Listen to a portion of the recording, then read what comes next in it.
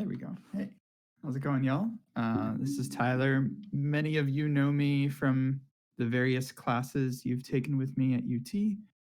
For those of you that don't, I'm a lecturer in the AET department. I teach game scripting, game design, all sorts of fun stuff like that. Also kind of run my own little indie outfit, Retora Games. We made Merchant, and that's me. I have with me today Petri. Petri, do you want to introduce yourself? Hey, I'm Petri Purho. I'm one of the 3 developers behind the game Noita, and I've been doing indie games for over 10 years, I guess now. He also made a game Crayon Physics Deluxe, which I assume some of you have probably played. Many of you probably quite a few years ago. Yeah, that was over 10 years ago. Yeah. Some of you may have been handed your parents' phone to play it even. Today we're gonna just be chatting games. We had a couple questions submitted in advance from you all. So I'm gonna go through the questions that were asked in advance. And then if anyone has any additional questions, you're welcome to ask them in the chat. And I'll try to get to those as well. So let's go ahead and get started. We've got a lot of pretty good questions here. So just so you know, Petri, I think we talked about this before, but one of the other ways our students know you is from your Juice It or Lose It talk with Martin. I frequently show it in class, and I believe one of the other faculty shows it in class. And it's a really great example of how to juice things up. So some of our questions are also about juice. So you've got Noita questions, juice questions, just game dev questions. Okay, that's awesome. So let's start out with a question and kind of like how you got where you are. This is from Miba. Thank you. What did you do to venture into your career to where you are today? So what was the from school to here? What was those first few steps like? So let me see. So back in 2003, 2004, I started studying at a polytechnic here in Helsinki, Finland. I live in Finland. So started studying here for programming. And on the side back then, so during that time, I was kind of like working on some indie games, quote unquote, but I don't think they were necessarily even called indie games back then. There was a like casual games boom was going on back then, because there was a lot of match 3 games like on Big Fish and whatnot. And then I think from that there was like an offshoot, which then became Tick Source, and that became like the indie scene. So way back then, I was thinking like, okay, I can do some programming. I was pretty good at programming, and I figured I could do some games, but games in general back then were like these giant AAA games that were all complicated and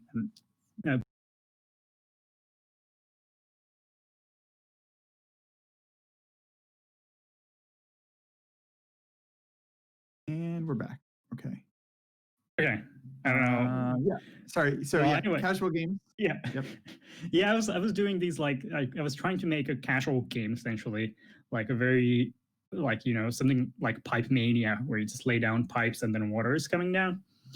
And it's like a very simple game, and I kind of approached it from the programming side. So I was doing a lot of programming then, and then I came across the experimental gameplay project from Kyle Gabler, Kyle Gray, Matt Q-Kick, and Shaolin Shodan. They made an article on Gamasutra, and I think it's back in 2005, called How to Prototype a Game in Under 7 Days. And that really inspired me to instead of I was essentially working on a game engine on my own and focusing very much on the programming side and not so much on the game design and making the game. So after reading that article, I just decided to excuse me, make it. No worries. So I decided to start just doing some quick prototypes, and that's where I kind of started Clooney Games, which was a blog. And this was, I think it's 2005 when I or 2006 when I put it online, I think. Potentially, it's the first. Anyway, the idea was that I would make a new prototype or a new game every month, and that game was kind of made in under 7 days. And I started doing this while I was studying, and then at the same time, I think I got a job, or like I started an apprenticeship or it's an internship at Frozen Byte, which is a Finnish game development company, and they were working on Shadowgrounds at the time. So I was doing a bit of programming there, and then I was doing these prototypes, and that's essentially like how I kind of got into it. And then the first, I ended up going to GDC, I think one of those years pretty early on, to show a bunch of the prototypes that I had done. And at GDC back then, they had like IGF was going there, and I think it was Aquaria won that year. 2009? And it was, yeah, or even earlier. I think it's 2007. I think. Yeah. It's or 2000. Yeah. And I met up with a bunch of people there, and I figured like, okay, this is kind of cool. I could probably like submit something for the IGF next year. So during the next, since that GDC and the submission deadline, I made a prototype called Crayon Physics in 7 days. And that was like the earlier version of Crayon Physics Deluxe, essentially. So I made that prototype, and it was the beginning of the summer. And so I was on a summer break from school, and I think my working relationship, or like my contract with Frozen Byte, kind of ended at that time as well. So I essentially had the summer off. And so my plan was to work on a kind of like a game that I could submit to IGF during the summer, right? And so I started working on making a bigger version of Crayon Physics, because that prototype turned out to be popular. And then I figured that I can get it done during the summer. Well, then I couldn't get it done during the summer. So I was supposed to go back to school during the fall. But then I was like, okay, I'm just going to take 6 months off from school and finish this game and submit it to IGF. But then it got nominated for IGF for a bunch of prizes at the end of the year, and it was not done by the end of the year.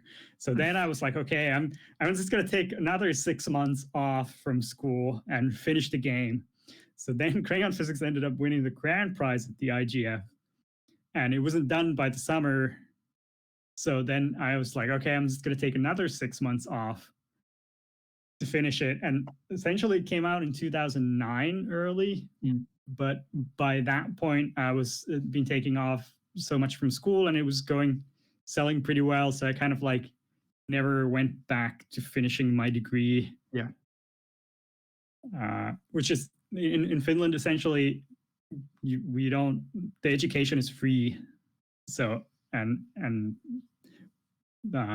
well, the government pays us some money if you're just studying, but not that much. So yeah, covers the living costs. Yeah. Cool. So I've never finished my degree, and then I've been on that path. So I've been like, and I figured back then that I will stop working on my own games when I run out of money. Yeah. Which has not yet happened. So do you want that to happen? Is that maybe someday? I hope my games run me out of money and I can go back to college. I'm not sure if I were to go back and finish my degree. Partly, I think I was altogether pretty close to doing it. There is in Finland, so there's 2 official languages in Finland. There's Finnish and then there's Swedish. And in order for you to finish your college degree, you have to pass the Swedish language course. And I suck at Swedish. So that was like, I was always like, okay, if I have to, figure out how to pass that course. Yeah. That's great. Thank you. It's actually interesting because I think I first met you at either 2010 or 2011 GDC IGF stuff when you and Martin were showing off Jesus vs. the Dinosaurs. I think, was that 2011? Because that was a really fun little physics game. Yeah, it's. I think it's probably 2011.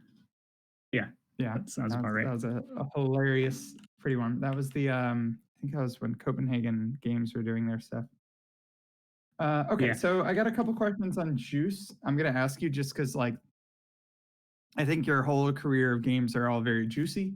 Oh, thank you. So, and of course you've given a talk on it. So, like, this is definitely a topic that you have thoughts on. So, I'm gonna ask the first question here from Max. Is I learned about juice in games from a presentation that you did. My question to you is, how do you know what is enough as opposed to like too much and unnecessary when it comes to juice?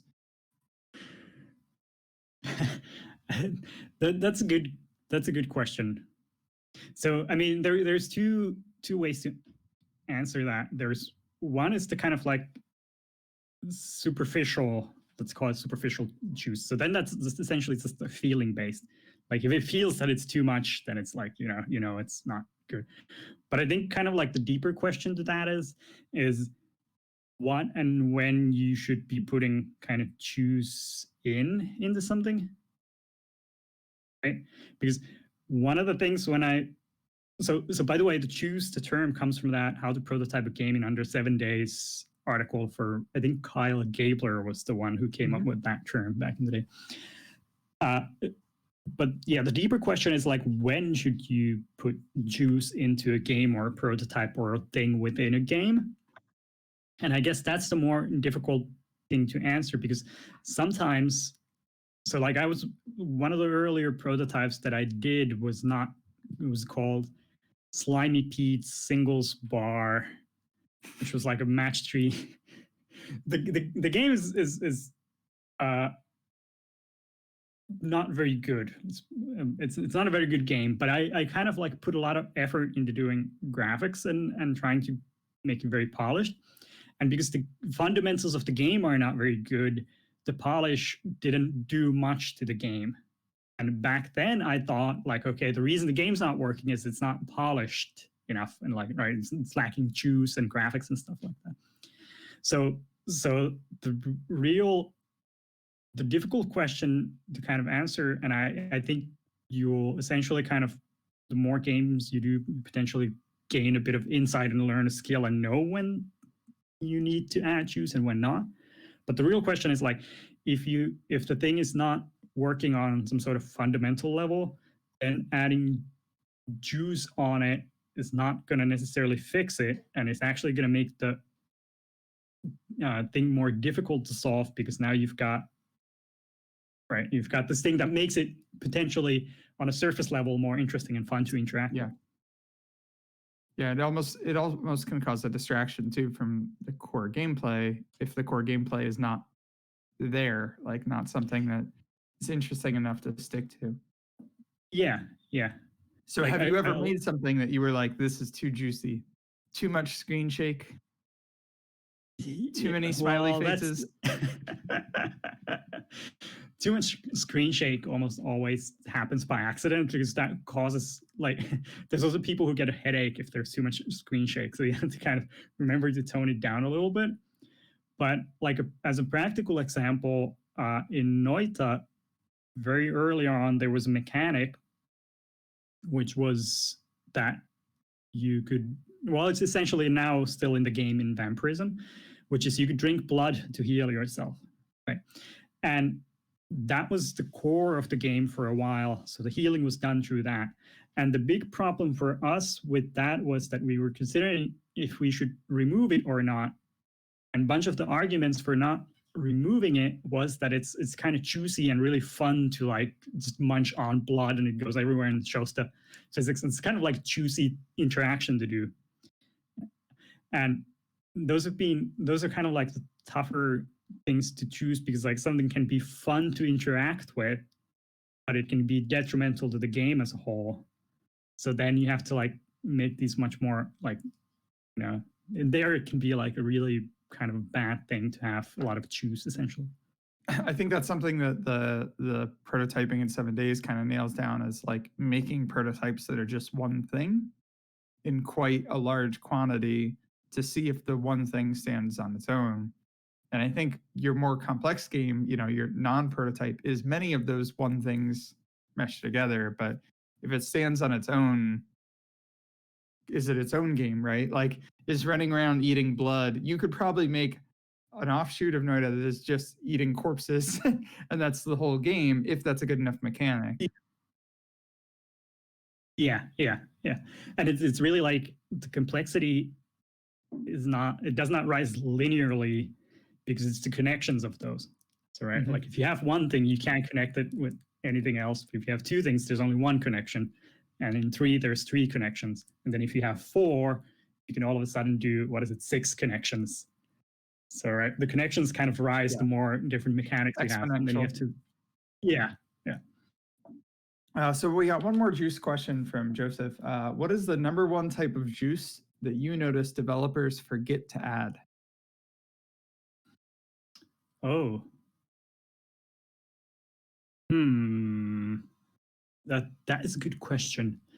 I don't know if I have a good, like, it depends. It depends on who you're talking about, because I don't think there's that broad general. Sure. The one thing I will say, students. I'd be curious for students, because a lot of them, either recently graduated or currently in school. What is the thing that students tend to forget to add juice-wise? Well, I've noticed that, or back before, it seemed that juiciness was one of those things that people generally did not consider or added a bunch. So I think that may have changed. So just as long as you kind of like know that that's a tool that you can use, it'll probably do. The more interesting thing we've sometimes Martin kind of discussed is if we were to do like some sort of a sequel lecture to Choose It or Lose It, would be to kind of explore juiciness as like a aesthetic choice. Because if you look at certain games or game developers like Goner, it's got its own juice, right? Like there's like a certain type of, and like Ape Out is another one where like choosing a certain type of a juiciness factor to the game gives this whole feeling of aesthetic to the game. And so that there's like, you can select different types of juiciness kind of like as an aesthetic choice to make a game, and it's not like one size fits all.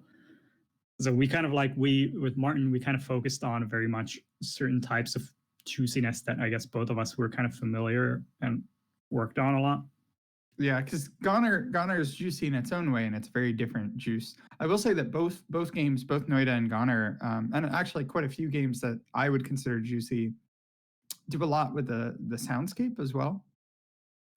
Yeah, just the dampening of going underwater, the kind of audio feel of environment. Noita, Goner, a lot of games that I'd immediately call out as juicy indie games, all seem to check that box. I'm personally very guilty of forgetting that one. So yeah, and you can change really like how the juiciness feels by like changing the audio, right? Like it gives completely different flavor, juiciness, just by changing the audio effect. So Joseph, I don't know if we quite hit the question. My answer personally would be audio. Especially for student games, and I am not in any way, shape, or form the one that is carrying the banner for audio. So I admit my own failures in this, but I feel like audio is one that frequently is left out. I don't know if I'm allowed to answer a question. I would kind of agree to some extent that audio is, I guess, one of the easiest things to kind of forget or kind of like very last minute add in. Cool. So we got one more from the audience in chat, from More Kitties, is, have you ever made something that was purely juice? Just juice? That's a very good question.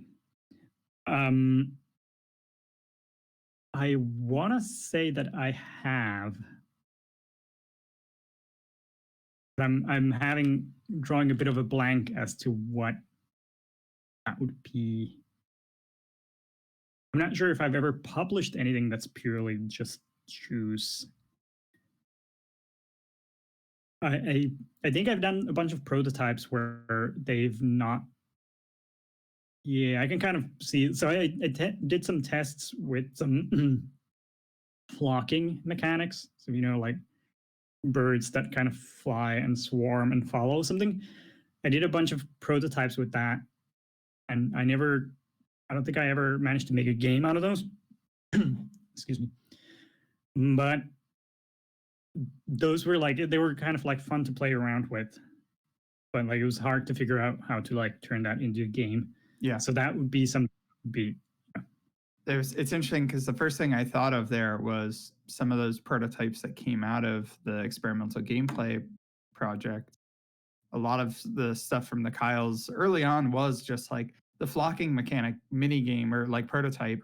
And it was a lot that it was not really gameplay, but it was an experiment in Juice. So I think using those as stepping stones to learn your way through Juice totally makes sense. Yeah. And I mean, it's the easy thing in all of those usually is just to add some sort of scoring system in it, and then you essentially have a game. So the scoring system is the difference between just purely a juicy toy and a game, and that's very easy, quote unquote. Scoring and or RPG progression systems on any Juice and it becomes a game. You heard it here first. Okay, so we have one more question from in chat, which is how can you juice up audio? Any recommendations on where to start? Oh, so that's a very good audio. Question. I am not Ollie has been doing a lot of the audio programming for us, and Nolla did the sound effects for us. So they've been really doing a lot and very good things with that. I'm more from the old school of just playing some WAV files. So my tips to this audio business is I've used freesound.org. I think is the one that has a lot of Creative Commons samples, and just tried to find a lot from there, and then just use Audacity to tweak them a little bit. And the other one that I've used for music back in the day was archive.org. Has a lot of public domain music and stuff. So it's just essentially collecting a bunch of things and trying to find something that works there. Cool. All right, so we're gonna move on past Juice. Yep, I think we've checked all the Juice boxes. Okay. So we got a couple questions about Noita.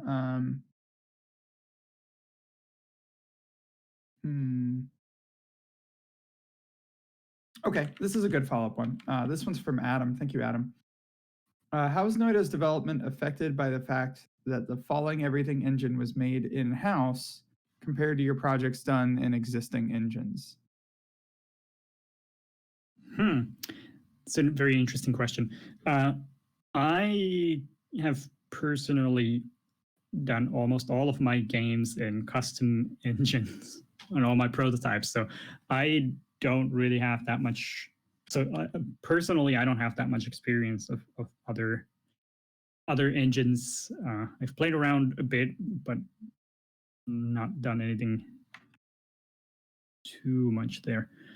Bunch of us have different experiences, which is kind of interesting because Ollie is also a programmer. Ollie Harjola made the Swapper before. Yeah. And he ended up making a custom engine for the Swapper as well, and he used C# for that back in the day. If I recall, RV uses Multimedia Fusion? Yes, he uses Multimedia Fusion 2. Which I didn't know was still a thing. Yeah. So I've known RV for quite a long time, back since from my prototyping days, because he's always kind of he's also done a lot of tiny prototypes. So he's very good. He's very fast at doing things in Multimedia Fusion 2. Right? It's amazing how quickly he can put things together in it. And so he's been using that tool for so long that it's a very janky tool, but he essentially knows where all the jank is. I totally get it. I use a game engine that is pretty much dead at this point, and for the longest time, I swore by Love 2D, and that's another one where like really cool little game engine, not a huge user base. So yeah. I'm sorry. No, that was very good. We actually have Lua integrated into Noita as well, so Lua, I think Lua is a pretty good language for that kind of stuff. Yeah, I've poked around a bit, mostly to cheat for myself, but yeah, I've looked around, noticed script quite a bit. So I guess the question should be is like, how does just in general making your own engines affect development? Yes, and so the specifics of this is more, I guess, kind of more interesting because for Noita, there is it's very much driven by the engine. Right? Everything about it is. And I originally made the physics prototype for it back in, I think, the very first one was actually Bloody Zombies, and that was 2008, I think. It's a very quick, small game that I did. Pixelated game where all the zombies bleed tons of blood. And then I made a bigger version of that, or added more things to it in 2011. And I think 2013 is when like Noita development kind of ramped up and started for reals. So it's I would say it's probably affected everything that we've done because everything has to go through. So the physics engine was kind of like the base, and so it's like guess kind of goes back to the earlier questions. The thing about the physics engine when we started out was that it was really fun to mess around and play in it. And you could have very easily just done kind of like just a toy or just pure choose version of that, which is just like the Falling Sand toys that are from back in the day. And that would have been kind of like the easy thing to do. But since the physics engine was always kind of like the core there, we've tried to keep it like we tried to make a game that kind of elevates that and puts it into focus. Yeah. And our earliest prototypes, on the other hand, kind of went overboard with that. So first we kind of like overshot like how much the physics engine affected everything. And that made it kind of it was like, let's say, extremely janky and kind of unplayable, but kind of fun game. So then during the development, we kind of clamped down on the physics stuff, and then we've kind of like tried to bring it back in some ways, but it's always been like the core of it has to be kind of like this physics engine. So that end, every time we've added something, we've tried to make it so that it goes through that kind of physics pipeline type of a thing. And that means various things. It means because it's 2D side view and it has to be the physics engine, we can't really do overlapping things that much. Sure. And we can't really have like, if we have a door, if you have like, how would a door work in our game? It would have to be like one way of blocking and then it would turn one way and it'd be open. So it's all like it's flatland. Yeah. So that's affected everything from like, art style to like level design to like, it's everything has to kind of like go through that. Yeah, I think you talked once about at one point you all experimented with it being more of like a castle builder or like managing a fort, right? And that was something that just didn't bear fruit because these sorts of issues, I would assume. One misplaced board and the whole thing collapses. Yeah. And then, I mean, just like the building a bunch of stuff is more complicated because like you have like it's like Terraria thing. Like if you have the background, like how do you build stuff on the background? How do you build stuff on the foreground? And it's a bit more, adds a bunch of complications to things.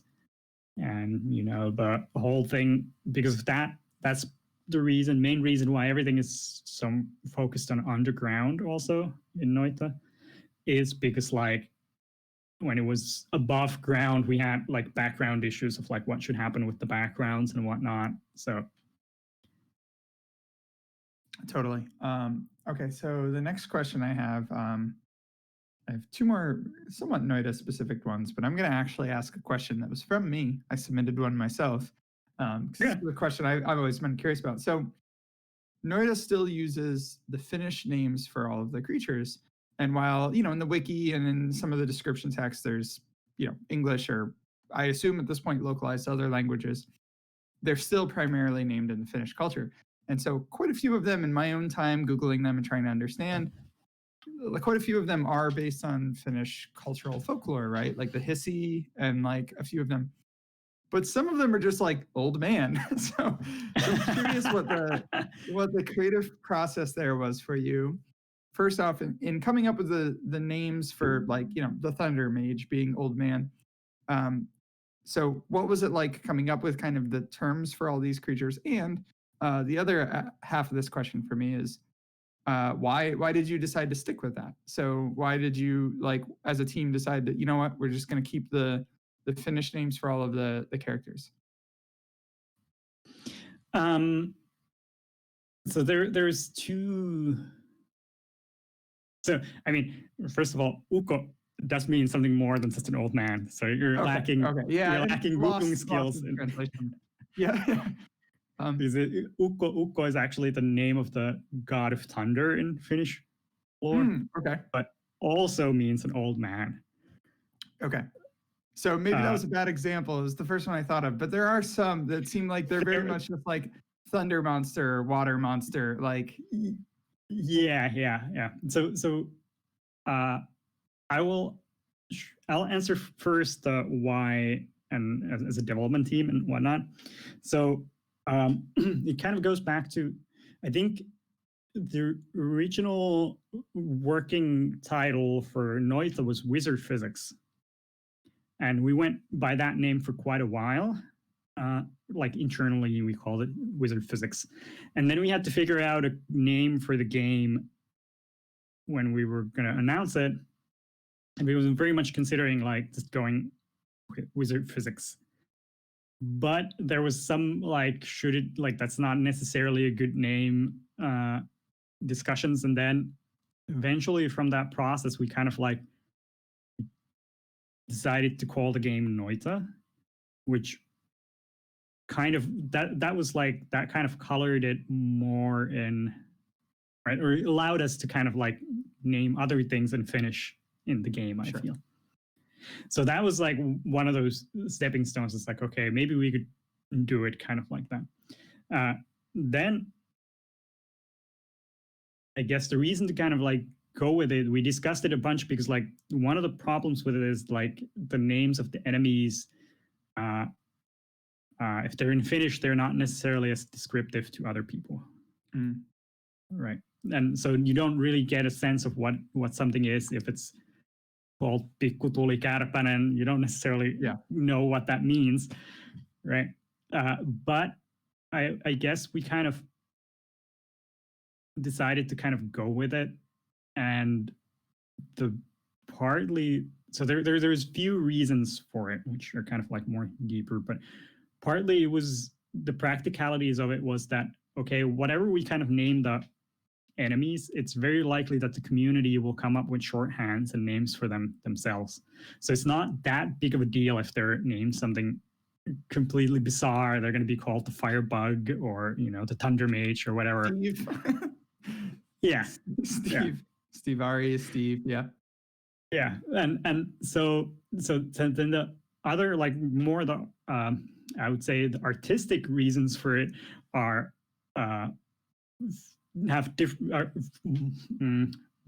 more complicated, I would say. One of them is that Finland had a shareware scene in the 90s, late 90s. There was a lot of shareware games that were published, and probably the best known globally is like Liero, which is Liero is the game that very much inspired Noita as well. So it's like a real-time Worms game where you go around shooting and destroying things. And there were a bunch of other games. I recently found out about a game called Magi, which means like a magic user. And a bunch of these games were written in Finnish, right? They were completely in Finnish. And partly also going back to the experience of playing games when me and I'm a bit older than my other two teammates, but me in the 90s when I was trying to play games and learning to play games, they were all, or besides these few Finnish games, they were all in English. So, right, the experience of me as playing early on games is kind of like actually learning, things in other languages. So for me, the fact that there's like different language for something is not so bizarrely different experience from playing games. So it's those are kind of like it's more of a tribute to that. Yeah. And then the other aspects of that is like I played bunch of role-playing games in the 90s, and they translate pen and paper role-playing games. And they were translated into Finnish to make them more accessible in the late 80s and early 90s. And we essentially ended up playing all these Finnish translated role-playing games. So having these creature names in Finnish of fantasy creatures is very it's an experience that I've had. Like I've played a bunch of games, and so this is like an existing thing. It's common for you, yeah, absolutely. Yeah, that makes sense. Yeah. Were there any creatures that came from one of the three of you as devs that came from your own experiences playing games, where it was the translated and then you kind of carried it into Noita? So like there are obviously some things that are kind of specifically Finnish folklore, but like there's critters you could probably look at Noita and say like that was probably inspired by a different game, or maybe your experience playing a pen and paper. Were there any in particular that was like, oh man, there's this thing as a kid I always loved this game and this was how it translated? Did you use those translations in the names that you chose for Noita? I think there are a few in there. I'm kind of drawing a blank at what are the examples, but I mean some of them are also a bit of so Finnish. I find Finnish language to be very interesting in general. It's very, I find very cool language, and it allows for easily, like, part of the features of Finnish language is you can essentially make up words and everyone knows what they mean. You can concatenate. yeah, and you can kind of like form new words because like it's a complicated language, Sure. and it's language trees. Essentially, there's like Estonia and Hungary are the only, and nothing else is connected to Finnish. And so through that, there's a bunch of things that have been created. So like I don't know if you know Stevari or Steve's, it means security guard and Does it? That's hilarious. But it's not like it means in the slang word. Yeah. You call so that's what we called them as kids. So hence that's how it's kind of like sneaked in there, and that's so cool. they're not all like completely fantasy creatures. Yeah. Mythological, but yeah, I personally probably like a year or so ago when I first played Noita, I popped in and like translated some of the names just to see what they were, like what the name intention was, because by playing with the critter, seeing its attack and its movement, you can kind of understand what it represents, but kind of the names definitely don't translate Google wise, super well. Like Uko as an example. But yeah, I think it's really cool that you chose to go that way. Like the fact that everything doesn't need to be English, and you're giving us an opportunity, English speaking players who may have never had that experience of kind of in your own language or in a different language that you just played it anyway, like getting the opportunity to essentially play a game with very Finnish heavy text and just working your way through it. I think it's nice to see or have that experience on the other side. So I personally appreciate it. So Yeah. I think there's also generally like it's usually like Finnish people don't necessarily put that much of their Finnishness into the like game developers. Now there's been bit of more of that with like, let's say, My Summer Car is extremely Finnish Yeah, game, and Remedy put in Control, they put a bunch of Finnish things in there, so it's references and happening a stuff. bit more. Yeah. I feel like oh, what do you call it? The Housemarque. Like a lot of their games have a very distinct vibe that is very them. I don't know how Finnish it Yeah, is, but it's very like what they do. it's Um, yeah, it's very Housemarque. yeah, yeah. As well as I guess Frozen Yeah, Byte, the Trine games have a very distinct aesthetic that I don't know. You could speak to better whether it's Finnish or not, but like the Trine as its universe is very like very unique to it's very itself. yeah. Um, is okay. So next question we have here from Caleb: is there a process to subtly nudge the player towards various kind of like nooks and crannies of the experience? Um, like, I think the question I'm going to try to interpret this as best I can, Caleb, is like with Noita, especially at first glance, it seems like it's just this linear path that you go through and just, kind of the very same set of enemies. But there's a lot, right? There's plenty to explore, hundreds of secrets, areas that you would never find if you didn't break from the beaten path. The story I love telling was when you let me stream when y'all went to early access and I streamed and everyone was just yelling at me to go left because you all had never shown going left on the stream. And they were just like, go left, go left. My chat was just left, left, left, left, left, left. And I would just kind of like little by little peeked my way over and then I'd come back and like I kind of typewritered it to mess. But like the idea that there's all these hidden spaces and exploring. So I think Caleb's question is the specific one is how much do you and the team leave intentionally cryptic? So how much do you tell the player versus you leave for them to discover and kind of explore for themselves? This is a very good question. So I will say there's two different parts to it. So first of it is like how we do try to lead players, or we've intentionally left it very cryptic overall, but we try to lead players in so that the starting is not that complicated, so to say. So like, I mean, it gives you the controls and the game's pretty easy to play, and you may encounter a bit of weirdness at the first level, but it's not until you kind of like make it to the first holy mountain that you start seeing that, okay, there's more here. And so partly there, what we're kind of like doing is like the random perks that you get give you like glimpses into other things that you can do. And then it kind of like starts opening more and more after that. And so that's like the, nudging of the new players in there. There's a bunch of other small kind of easy things that you can find, like you may end up going left as you pointed out at the very beginning and finding something there. And then there is the lava lake, and you can kind of pretty easily figure out how to maybe potentially get across it and then see a bunch of others.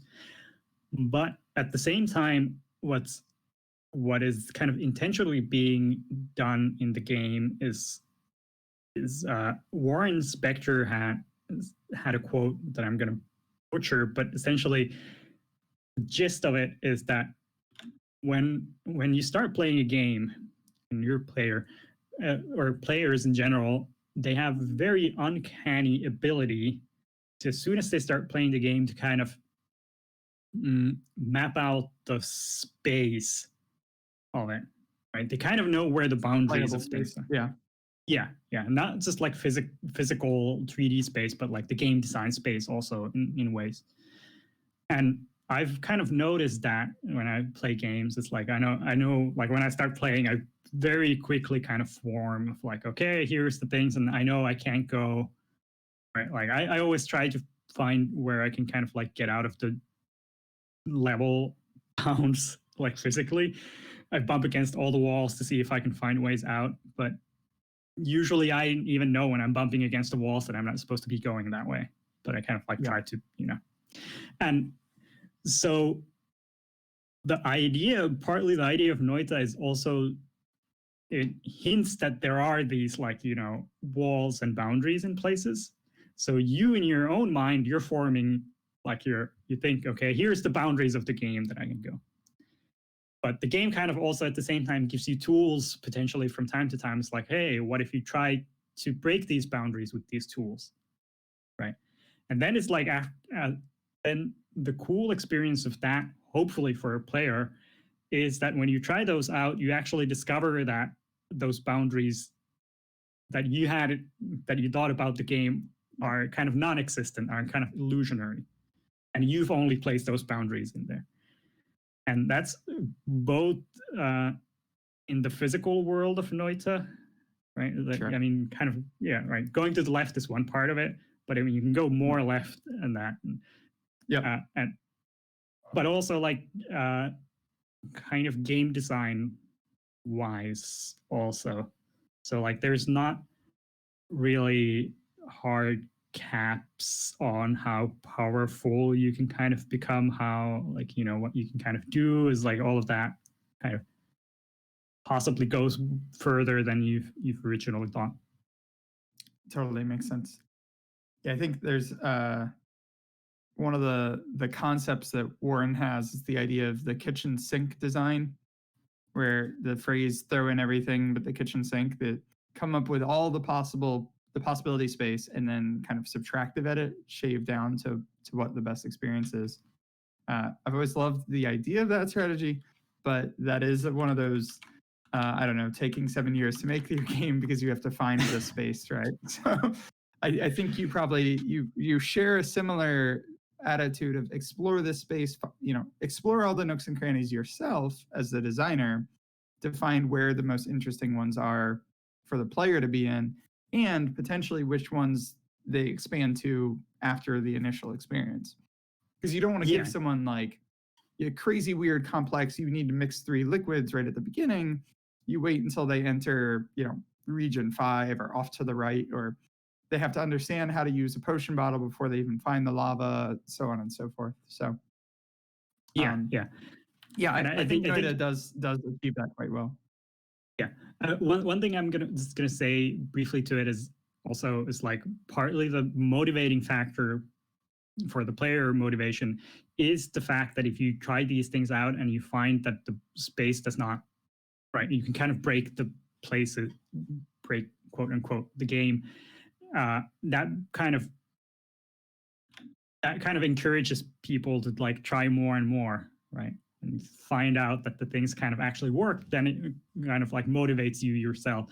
So then, I mean, a lot of Noita's kind of motivation is much more giving the player kind of like making them be intrinsically motivated to try and figure out things rather than us giving specific rewards for players to do things. Sure. Yeah, I also, I mean, not to personally fanboy, but like the fact that Noita is one of the rare rogue likes and not rogue light, in the fact that only your understanding of the game and kind of your experiences carry over, has something that is personally appealing to me. And I know it's not for everyone, but you know, there are a lot of rogue lights where you gain experience levels, you gain more health the next time you play, and I don't know. It's a different experience for sure, but I feel like for a game like Noita that's so exploratory, to start with an extra 100 health because I've played 10 times would kind of pull me out of that experience. It wouldn't be as beneficial to the exploratory process. But that could be very subjective. So yeah. So I have another question. Go ahead. Yeah, go ahead. No, I was just gonna say that I kind of like, I do like both, but I'm more in the camp of you know, no permanent upgrades. The permanent upgrade stuff, when it matches your own experience of playing the game. So like if you feel like my skills are getting better, and then it kind of subtly boosts that experience, feels very addictive. But if you kind of like fall on either side of that, where you feel like, okay, this permanent upgrade thing is just the only thing that's boosting my skill, then it becomes like extremely grindy and breaks very fast. Or on the other end, then it feels pointless, like if it's not doing anything. Absolutely. Okay, so I do have 2 more questions I want to get us through. First one is from Alex. How much time is spent on the trailers of the games you've worked on? And does the dev team make the trailers, or is it someone external? That's a very interesting, good question. We've done now. What is it? We've done 3 trailers by ourselves. And then now for 1.0 launch, we used Josh M for Joshua M for the first trailer, and then we used Derek Liu did the second trailer for us. So we used external people for the other 2 trailers. I think we spent most time for the first announcement trailer because we kind of had to figure out like how to market the game ourselves, and that took us it's a long project, so let's say it may have taken us a month or 2 months of like maybe. So Oli was the one who did the editing for the trailers, so it may have been like altogether 2 months or 6 weeks of work for Oli, and then like me and RV shot a bunch of footage for it for like a month or so.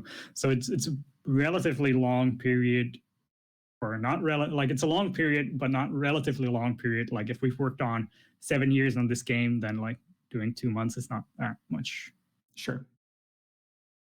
But after that, we've gotten like we can do the quicker trailers. Like we've done some update trailers. Those have been pretty fast to do. But I mean, they're not of the same quality either. There's a follow-up here from Alex, which is how influential do you think these trailers were in the marketing and performance of the game?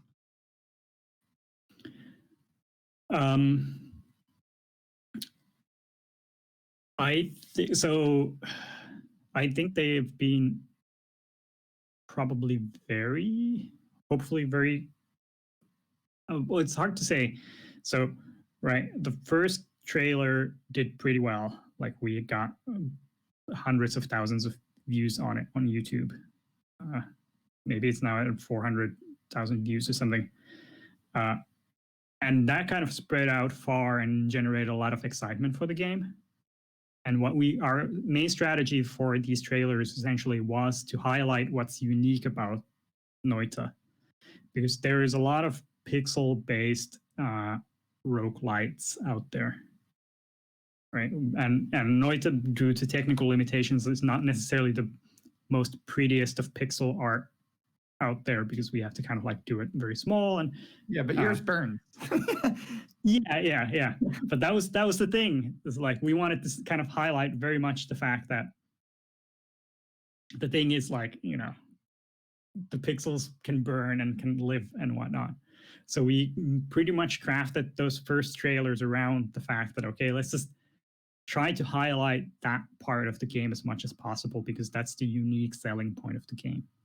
Yeah. And then later on, right, we've brought in, and Derek did a very good job on the newest trailer, and he kind of highlighted that there's like wand editing, and then he figured out that it's better. We use the tagline, every pixel is simulated. So then he turned it into like every pixel melts, every pixel burns, every pixel flows, and showed what it does, which is like much better than what we came up with. Yeah. I think that the fact that I think all of the trailers, like even the first one, the very first second was like that acid wave. And like the fact that it just kicks from the very like first, you can turn it into a GIF, right? The first 3 seconds is just like, oh, okay. Like stuff melts, stuff. Obviously text helps, and like showing the more intricate stuff, like all the different enemies, and that wand editing is important. But I know personally for me, I was sold in like the first second when I saw like ball of acid melting walls. Like I'm in. Like, and I do think that there's a thing to be said for a lot of games. I think Fez succeeded at this too. Is like games that are incredibly gifable. And I think Noita is definitely that. Like you can convert it into a 3-second GIF, post it to Twitter. Someone can watch that and be like, oh shit, like what is this? Like I want to see this, more of this. And I do think that it definitely has that. So not just trailer in the long, like 30-second form, but like that 3 seconds of video, that, that short kind of GIF format. It has the potential there. And I know at least from that Twitch space, I've seen a ton of really cool GIFs. Like the Reddit especially is just like the Noita Reddit is just GIFs of people dying horribly. Okay, so we have one last question from Toon. And this one, I'm probably going to end on not this question because it's a good one to ask, but it is a bit more somber. Is how do you find motivation to work on games during these stressful times? So I don't know where Finland is right now in dealing with COVID, but it's obviously been tricky for a lot of us. So has that been challenging for you all? I know you're mostly working from home, so maybe not too big of a difference, but how's it been going? Well, I think it's a good question. For us, essentially, we've been in a very special situation and a very privileged situation because we essentially had the game out in early access. We put it out in early access in September 2019, and we had a shared office that we worked in. We still do have the office. Finland is doing decently well with the coronavirus, but we moved back in March. We moved to working from home. So all of us have been essentially working from home since then. Has that been challenging for launch? For like these past few weeks? Yeah, I mean, it was a bit more. Like I think the transition period was a bit more difficult. We essentially moved on to using Discord to kind of like communication and whatnot. But because like motivation wise, it's not been that difficult because we've had the game in early access and we had to get it to 1.0. So there's been a lot of like just, it's got a bunch of work to do. Sure. For the launch specifically, because I'm contrasting it with the early access launch. Working from home, I think for the launch was a bit easier in that sense that, for the not very healthy way of working, which is to kind of like essentially just work all day on the game for the last like week or something. It's just easier when you didn't have to like go to the office and didn't have to shower. Yeah. all those things that take so much of your time. So I have an important question. In terms of Finnish, the Finnish specific question is, did your office have a sauna? Our office did not have a sauna. Oh, so it wasn't a very good office by Finnish rules. The three different game studios I visited in Finland all had a sauna in the office. So that seems like the quality bar is right there. Did it have sauna? Yeah, it did not have a sauna. Oh, all right. Okay, so if we have any other questions from chat, now's the chance to ask them. I don't know, Petri, what your timeline is right now. If you got to run, I totally understand. We are at an hour. Otherwise, what I was thinking I could do, if anyone is interested, is I could stream a little bit of Noita while Petri could just kind of talk over it, a little bit of developer commentary. It's totally up to you, though. I don't want to keep you longer than you have. So if we do have any last minute questions, first off, we can wrap on those. And then the one last thing is anyone who has asked a question, I have a Noita key to give out. So I'm going to pick randomly from the question askers and try to give one out. Unfortunately, a lot of you just use usernames, so I don't know all of who is who here. I suspect I know who is who. So I'm going to pick randomly, give a key out for Noita. Let's go ahead and do that now. Just going to do a random number between spreadsheet math. Oh, well, I know who this person is because they put their last name. So the winner of a key for Noita is Max Trudy. So Max, if you're not here in the chat, yeah, Max, I will give it to you in class. So lucky you. And if you do already have the game, then give it to a friend, right? Like, I'm sure you know someone who would love this game. So, how you doing on time? Do you need to run off? I think we can do. At least one run of Noita, Okay. maybe half an hour or something. Yeah. Well, it won't be long. I will die quickly. All right. Let's see if I can get this set up. You only need to beat the game. All right. That should be fine. Alex, I think this should work. You might have to switch over a bit. Yeah, he's got it. So I'm gonna turn off stream. Actually, I can even keep streamer mode on and just switch it to the EGaDS. So you're having Twitch with Twitch integration? Yeah, I've been having so much fun with the Twitch integration, only because like the game's already chaotic as it is, but tossing in a little bit of tossing in a little extra shenanigans, I think keeps it interesting for people who are watching specifically. Because like if I'm playing on my own, no one's watching. I play very differently. I play slow and more methodic. But if someone's watching, I want to keep moving. I don't want to sit editing wands for half an hour. So I find that generally this helps. It appears that the Discord, here we go. Okay, let me see if we can change that. I can't disconnect, unfortunately, my second self. All right. So give it a second. If this doesn't work, we don't have to do it. I just figured a little dev commentary is a fun opportunity. And this is something we could also do at a different day or time if it doesn't work out now. Yeah, well, we can give it a try. I think generally one of the. Go ahead. Yeah. No, you can. Is it? I don't know how. Is it working for Twitch? I'm seeing it on Discord. Yeah, the challenge is for Twitch that Alex has to switch it over, like the parts of the screen he's grabbing. We tested it earlier, but what I didn't realize is when the stream turns on, it actually makes 4 Discord panels instead of 3. And I just realized I'm making hand motions to explain what's happening, and I have my camera off. So, yeah. Let me see if. So that'll put me back on. Yeah, so I'm back here. So, if I turn off camera, it still won't make a difference. All right, I'd say that this is a technical difficulty thing. We could do this some other day. Let's just wrap it. We'll play around with it later. Maybe some other time you and I, Petri, can mess around with doing that. I will say, for what it's worth, I love when you did this back during early access, just hanging out and chatting over the game. It's a game that's great for dev commentary because the why did this happen question comes up so often. So again, thank you very much for joining us. No, thank you. I appreciate it.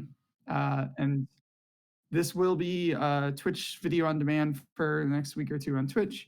And then EGaDS will post it up on the YouTube, so it'll be available there. So if you're watching there, hi from the past. Yeah, it's been great. Thank you so much for joining me. Thank you for Noita. As you know, I freaking adore the game, and I've sunk probably like 300 hours into it at this point. No, thank you. This is really fun, and thank you for all those 300 hours that you've put into the game. You've been it's been very helpful for us. I enjoyed 280 of them. The other 20 hours of dying maybe was not. No, it's been great. Thanks again, and for everyone at UT, AT, EGaDS, and all that. Thanks for joining us, and we'll see you next one. I got a couple more lined up in November. I'll be announcing soon. So, Petri, it's been a pleasure. I'll see you all around. Thank you, everyone. Bye-bye.